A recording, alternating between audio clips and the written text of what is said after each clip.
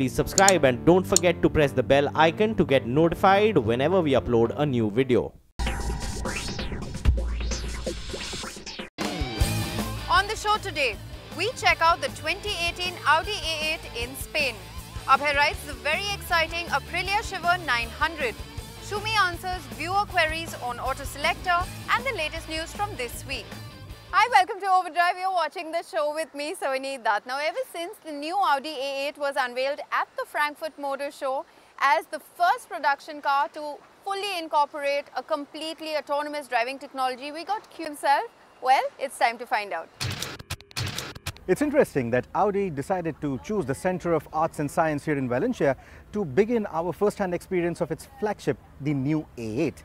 Now, it's interesting because the A8 in itself is a very tasteful combination of art and science. But more importantly, it is also the transition point where the autonomous driving technologies finally leave the motor show floors and enter the real world. Science gives the A8 the gift of artificial intelligence, which gives the car its autopilot capabilities for certain scenarios. Data collected by a slew of sensors, cameras and scanners is processed by a powerful computer to enable a total of 40 assistance systems that fit very well into most of our daily driving cycles. Our trip to Spain gave us a taster of some of the most important of these technologies. Ironically, however, we weren't given a chance to sample the traffic jam pilot, which actually gives the A8 an upper hand over all the production cars that have preceded it.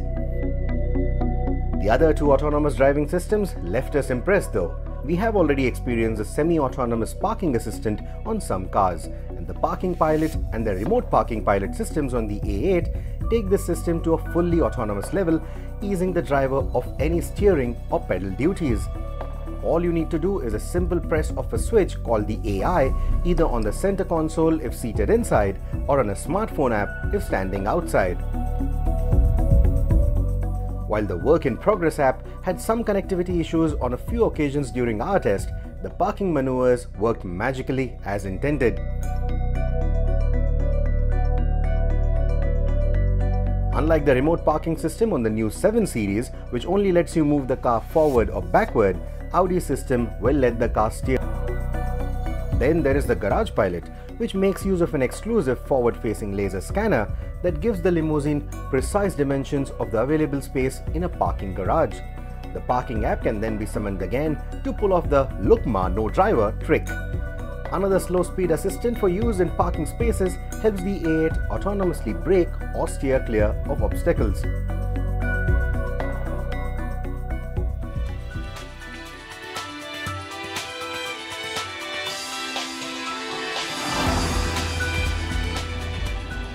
So the new A8 has a long lineup of engine options.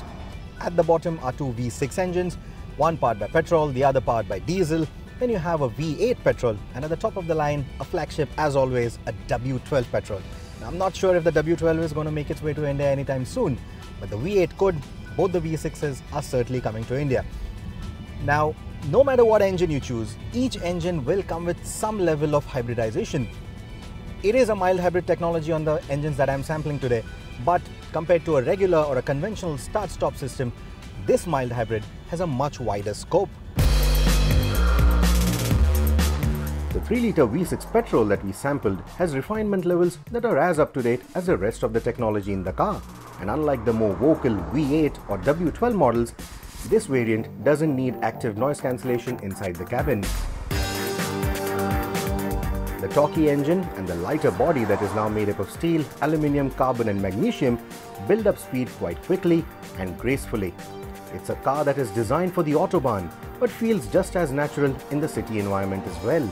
It is mated to an 8-speed ZF transmission that is quick and precise as you would expect in an Audi flagship. It feeds power to the Quattro all-wheel drive system that is standard across the range. Irrespective of what engine you choose, there is a certain degree of hybridization on board. A belt-driven alternator starter provides hybrid assistance and helps the engine reach its optimum operating speed earlier to improve fuel efficiency. It also powers the new 48-volt electrical system, which provides the energy required for all the active components and supports a 12-volt subsystem that powers the conventional electrical systems. The big news about the new 48-volt electrical system though is the new suspension setup. Now, we have had adaptive dampers in the past which can soften or stiffen the suspension depending on the road that you're driving on. This new system, however, has the capability to literally lift the wheel to a certain degree to glide over a pothole or a bump. And that capability opens up a whole new range of possibilities. A tiny motor fitted to each wheel via a torsion beam can help lift the car. For starters, it can lift the car to ease up ingress and egress. A forward-facing camera scans the road for bumps and potholes, and the motor can raise the necessary corners of the car to let the body virtually float over the undulation. This system will also negate body roll around bends and during sudden lane changes, and that eliminates the need of conventional anti-roll bars. The system works magically at isolating the cabin of the road imperfections, and since it doesn't use radars in its operation, I would want to see it come to India. What uses radars, scanners and sensors though is an active side impact protection system which can raise the car by up to 3 inches on the side that is about to get T-boned. This lift helps distribute the impact force through the cross members of the chassis and the flooring, thereby reducing damage to the occupants. So all those technologies and the self-driving capabilities of this car doesn't really mean that you can just go out and fire your chauffeur right now. You will need your chauffeur to look for parking spaces, even though this car can go out and park by itself. All said and done, jokes apart, these technologies may not come to India anytime soon because of all the legislative roadblocks that we have in our country with a technology like this. And then you also have the infrastructural problems that may not let this technology work even if it were allowed. But all that is talk of the distant future. What is worth looking forward to in this car is the kind of kit it offers, is the kind of technology it offers that can actually be used in our country. And then again, this being a limousine is a very comfortable car.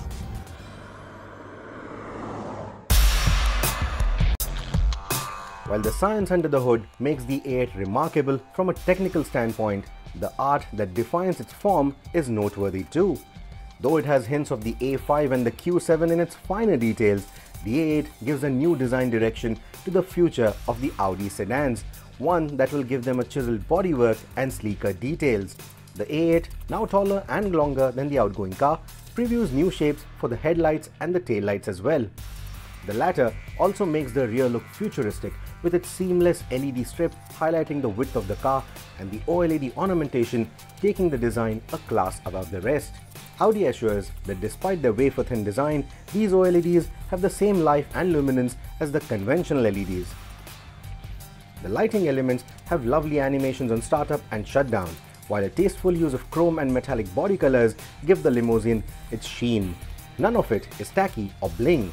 The form and the shape of the A8 is unmistakably Audi and yet so distinctive, breaking away from the overemphasis on familial connections that are fast becoming a tradition in the automotive world. Audi's obsession with minimalism gives the cabin an evolutionary design, and the same obsession is now responsible for reducing the switchgear clutter. The dashboard fascia and the center console are now dominated by 3 crisp screens. The digital instrumentation, a 10.1-inch touchscreen infotainment system and a touchscreen control center stacked underneath it. The touchscreen systems get a haptic feedback, so once you customize the layout of all the control tiles and get used to it, you won't have to get your eyes off the road often to make the right selections. Since the system needs a dab than just a gentle touch, it needs getting used to. Honestly, that's your chauffeur's lookout. So it doesn't matter who's driving the car itself or your chauffeur, because at the end of the day, most of the people who buy the A8 are going to spend most of the time here in the back seat, and that is where it rivals cars like the S-Class and the 7 Series. Tons of space in here, exquisite materials, and a lot of creature comforts that are out to spoil you. While open-pore ashwood is now becoming common in this class of cars, I particularly like the feel and the texture of the leather upholstery. Despite having a marginally smaller wheelbase than the S-Class and the 7 Series, there is acres of space in here. A massage, seat ventilation, and a certain degree of recline can be enjoyed in all the 4 seats, but the boss seat can be spec'd with a foot massager as well. A small tablet, more bespoke and premium in feel than the Samsung unit in the 7 Series, provides controls for the infotainment, seat functions, and the window blinds. Whether you want to take your work to the car or simply call it a day and relax in the lap of luxury, The A8L does it in style and in some ways better than its arch rivals too. Now it remains to be seen how various markets and authorities react to a car that has such level of artificial intelligence. It's also bound to polarize people who are for or against these kind of technologies. But there's no denying that this is the future. The Audi A8 is a symbol of a new era of automobiles. Joined us on our Auto Selector segment here on the show where we answer all of your motoring queries. Shumi joins us as always. Hi Shumi, our first question this week comes in from Girish. He writes in from Mangalore saying he wants to know whether Honda Motorcycles has any plans to bring in the Rebel bike in India. He was interested in buying a Royal Enfield motorcycle, but since he's got to know about the Rebel, he has decided to postpone buying that particular motorcycle. Should he wait for the Rebel or should he buy a Royal Enfield motorcycle? What would you suggest, Shumi? Girish, the problem is that Honda never reveals what it's about to do. So yes, there is speculation that the Rebel and there are other off-road bikes also that are headed to India. They probably are, but there's no way for me to confirm or deny the fact that the Rebel is coming or not. What we do know is that since Royal Enfield is doing so well in terms of numbers, they're on everybody's radar. Everybody's got products that will compete with Royal Enfield over the next couple of years. Is the Rebel one of those? I don't know. So if you're in a rush, please go ahead and purchase the Royal Enfield you've been dreaming about. If you can wait though, the next 2 years are going to be very interesting for that space where we're talking about bikes that cost between 1.8 to about 2.5–3 lakh rupees. I think we're going to see a lot of action in that part of the market. Our next question this week comes in from Venugopal. He writes in saying that he lives in Nagarcoil and he wants to buy the best hatchback in this country. Now, of course, his preferences are air conditioning, airbags, music system, USB port, automatic transmission, preferably, he says, child lock, decent mileage and of course, power steering. What would you suggest, Shumi? Venu, we normally don't get questions that begin from inside the car, but luckily for you, Overdrive did do a comprehensive air conditioning test in which the car on top was an i20 from Hyundai. It does have an automatic option, so that's the option you should be considering. If that's out of your budget, below that is the Maruti Celerio, for example. Above that, it runs all the way into Mercedes-Benzes. Since you haven't given us the budget, I really can't zero in any further, but check the air conditioning test out. It has all kinds of cars from the expensive to the affordable, and whatever suits your fancy should work. My recommendation, the i20. Finally, Shumi, Khubeb Mohammed writes in saying that he's planning to buy a car within the range of 10 to 12 lakh rupees. And currently the options that he's considering are the Hyundai Creta and the S-Cross. Which would be a better option? He would mostly be using the car for city commute with occasional highway drives, and his monthly running could be anywhere between 1,000 to 1,500 kilometers. Are there any other cars that you would recommend? Khubeb, I'd say that if you can wait a little bit, just let us complete the comparison test between the Creta and the S-Cross, because the S-Cross has just come out. The Creta, of course, is a very well-known Hyundai. It's been around for a while. We know that it works really well in our conditions. The S-Cross is a Maruti, and Marutis typically do exactly that, work really well, prove very, very cost-effective. Khubeb, I'd say that if you can wait a little bit, just let us complete the comparison test between the Creta and the S-Cross, because the S-Cross has just come out. The Creta, of course, is a very well-known Hyundai. It's been around for a while. We know that it works really well in our conditions. The S-Cross is a Maruti, and Marutis typically do exactly that, work really well, prove very, very cost-effective. See our review online and see if that helps you make up your mind. Otherwise, just wait for a comparison to come out where Overdrive will, as usual, give you the clearest verdict. Well, if you have any queries just like the others, don't hesitate to send them to us at helpdesk@overdrive.co.in. That is our email address. You can also send them to us via Facebook or Twitter, and we will get Shumi to answer them for you on the show. Right now, though, it's time for us to check out the latest news from this week.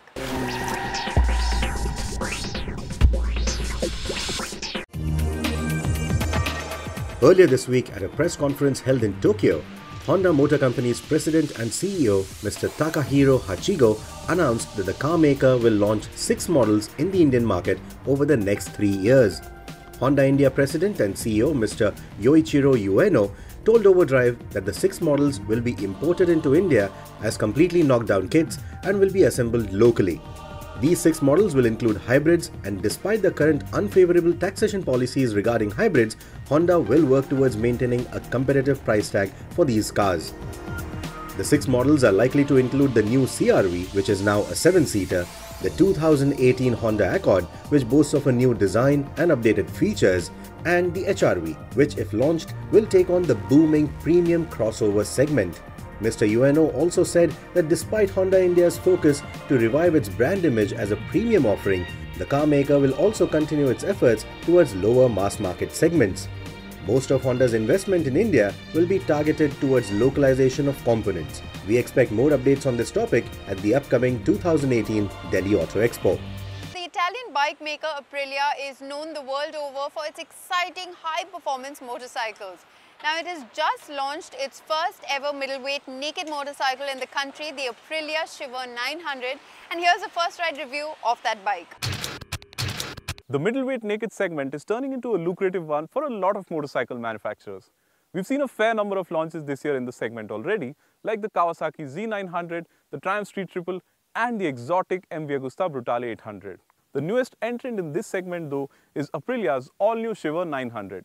Now, the Shiver 900 marks Aprilia's foray into this interesting segment. But with so many established names in the fray already, can the Shiver 900 carve its own niche? Let's find out.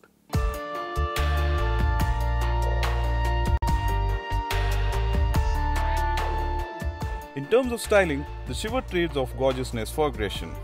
The design is old school with lots of sharp lines, and unlike most modern middleweights, the Shiver is a pretty large motorcycle. The triangular headlamp, wide tank extensions with air intakes, and long wheelbase in fact give it the appearance of a liter class motorcycle. The most distinctive highlight though is the bike's rear end with the twin underseat exhausts. The design is old school but unique, with steel discs covering the ends, which also makes for a very distinctive exhaust note. The Shiver uses a 900cc liquid-cooled 90-degree V-twin engine, and performance is on par with the segment. That said, its highlight is a strong mid-range punch from the engine, and there's lots of torque as you cross the 4000 RPM mark. But as you get closer to the 9500 RPM red line, performance does taper off. Unlike most other middleweight nakeds that use high-revving engines, the Shiver produces its peak power under 9000 RPM. The engine feels refined too, whether it's at idle or inching close to the red line. The gearing is on the shorter side as well, which along with the punchy mid-range makes the Shiver engaging to ride in city and in the hills. The Shiver comes with a pretty comprehensive electronics package as well.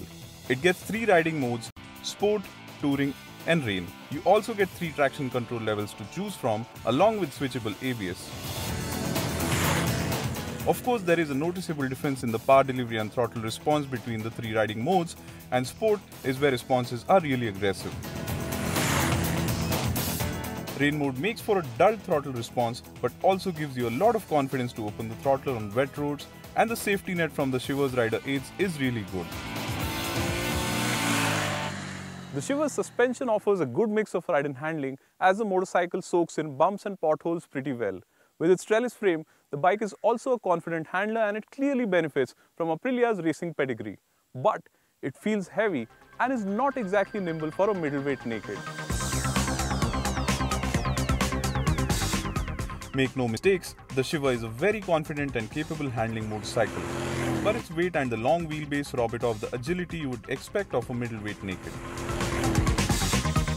The wide handlebar offers good leverage and front end feel is good, but the rear end doesn't feel as quick, especially when turning into fast corners. The Pirelli Angel ST tires offer good grip even on wet roads, which makes for a confident feel.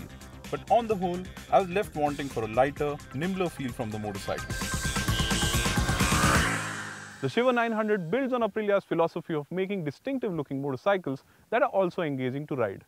The performance is good and the handling is confident despite the heavy feel. But coming in via the more expensive CBU route, this motorcycle is priced at 12 lakh rupees ex-showroom. That's not only higher than the competition, but is also a bit of an ask for what the bike offers. On the whole, there isn't anything to complain about, but the Shiver just does not feel as special as I would like it to.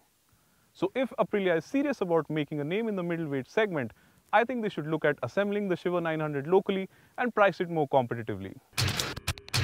Well then, thanks very much for watching the show this week. Do catch our latest videos on our YouTube channel. In fact, all the updates from the Tokyo Motor Show is already up. We will be back next week with the entire highlights from the Tokyo Motor Show. You don't want to miss that show. Until then, goodbye and thanks for watching.